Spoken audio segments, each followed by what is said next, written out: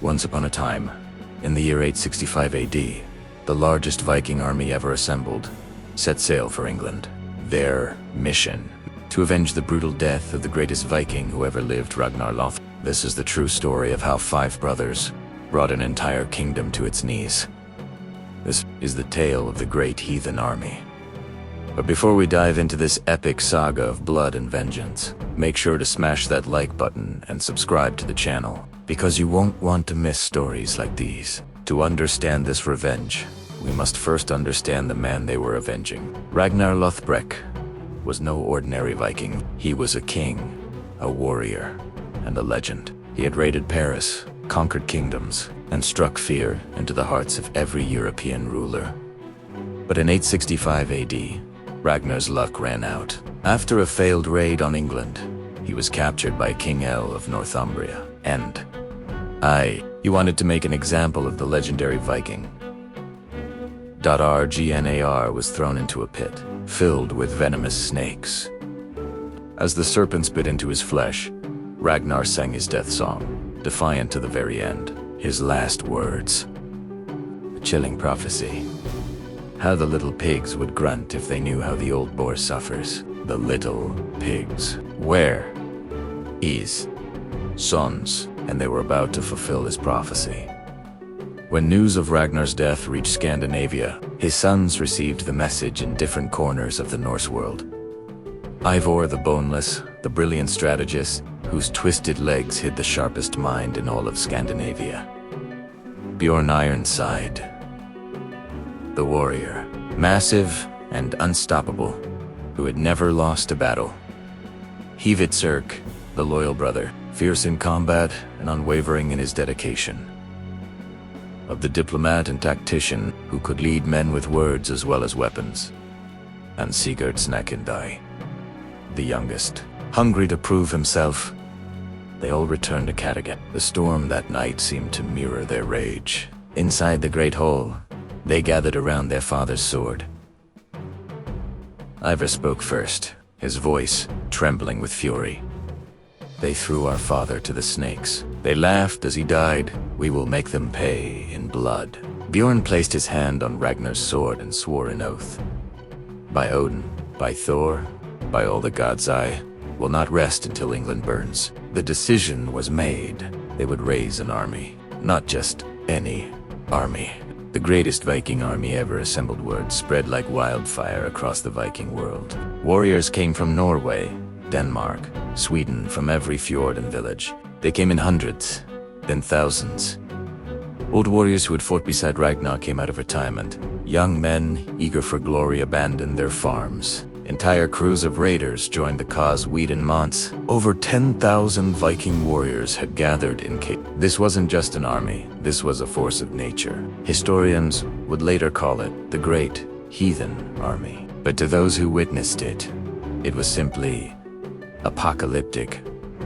The harbors overflowed with the sound of axes being sharpened, swords being forged, and war songs being sung echoed day and night.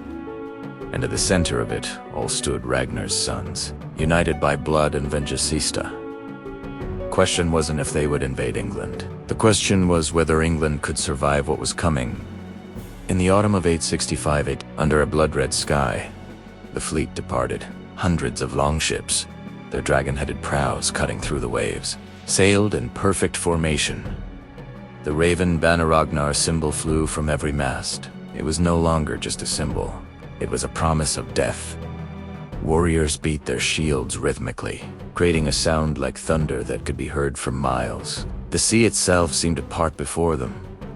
When the English coast appeared on the horizon, there was no turning back. The Vikings made landfall in Northumbria with overwhelming force. Saxon villagers fled in terror. Those who saw the fleet approaching knew exactly what it meant. The sons of Ragnar had arrived, and they had brought hell with them. The invasion had begun, and England would never be the same again.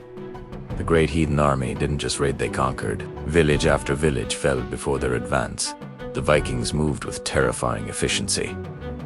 Bjorn led the vanguard, his warriors cutting through Saxon defenses like a hot knife through butter. Hvidsirk commanded the flanks, preventing any escape or reinforcements. And Ivar, despite being unable to walk, he proved to be a tactical genius. Carried on a shield by his most loyal warriors, he directed the army's movements like pieces on a chessboard. The Saxons had never seen anything like this. This wasn't a raid. This was a full-scale invasion by the most organized, most determined Viking force in history. Villages that resisted were burned to the ground. Those that surrendered were left intact but stripped of supplies and weapons. The message was clear: submit or die. With each victory, the army grew bolder. With each conquered village, they moved closer to their ultimate target. King Eolauli. In his fortress, King El received increasingly dire reports. The man who had once smugly celebrated Ragnar's death now trembled with fear. "How many?" he demanded from his messenger. "Thousands, my lord. Perhaps 10,000, perhaps more. They say Ragnar's sons lead them. They say they've sworn to make you suffer, as Ragnar suffered." Eol's hands shook. He had killed a legend, thinking it would make him famous. Instead, that legend's legacy had come for him multiplied 5 times over. He ordered every able man to arm themselves. He reinforced every fortress. He sent desperate pleas for help to neighboring kingdoms. But deep down, he knew it wouldn't be enough. Nothing could stop what was coming. The great heathen army marched closer every day, and at its head rode 5 brothers, who would not rest until their father's death was avenged. The climactic confrontation came at York. The Saxon army, though brave and well-armed, was no match for the Viking fury. The battle raged from dawn until dusk. Blood soaked the ground.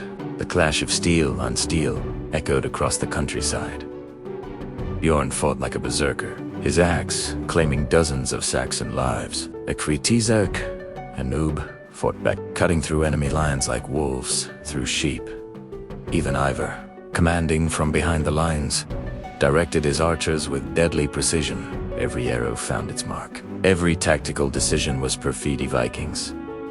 Superior tactics and overwhelming numbers slowly broke the Saxon shield wall. Inch by inch, they pushed forward. Step by step, they advanced. By sunset, York's gates were breached. The great heathen army poured into the city like a flood of vengeance. The city fell, and with it, King El's fate was sealed. King El was found hiding in a monk, dressed as a monk, desperately trying to escape his fate. But there was no escape, not from the sons of Ragnar. Ivar's men dragged him before the brothers. The king who had once laughed as Ragnar died now wept and begged for mercy. Ivar crawled forward, his face inches from Eol's terrified expressions. "Did you show my father mercy?" Ivar whispered. "Did you grant him a quick death?" El stammered, but no words came. "You threw him to the snakes," Ivar continued, his voice ice. "We will give you the Blood Eagle. You will understand what it means to face death, as Ragnar did with courage, or with cowardice, in the center of York, before the assembled great heathen army." King El received the Blood Eagle, most brutal execution known to the Vikings. Throughout the horrific ordeal, the Viking warriors chanted their war songs, celebrating their revenge. Ragnar Lothbrok had been avenged. Justice, in its most terrible form, had been served. The brothers stood on York's walls as dawn broke over England. The country lay before them, forever changed. "What now?" Ichvitserk asked, looking at the conquered land. Bjorn smiled grimly. "Now we make England our own. Father opened the door to this land. We will conquer it in his name." Ivan nodded, already planning their next moves. Ragnar Lothbrok was dead, but through his sons, he had become immortal. The great heathen army had claimed its revenge, and now it would claim a kingdom. Over the next decade, the sons of Ragnar would conquer most of England. They would establish Viking kingdoms that would last for generations. They would become legends in their own right, all because they had honored one promise: to avenge their father's death. This wasn't just revenge, this was the birth of a new era. The age of the sons of Ragnar had begun. And that's the incredible true story of how Ragnar's sons avenged their father and changed the course of English history forever. The Great Heathen Army remains one of the most successful Viking invasions in history. If you enjoyed this epic tale of revenge and conquest, make sure to hit that like button and subscribe for more incredible historical stories like this one. Drop a comment below and let me know. Do you think the sons of Ragnar were justified in their revenge? Or did they go too far? Thanks for watching, and I'll see you in the next video.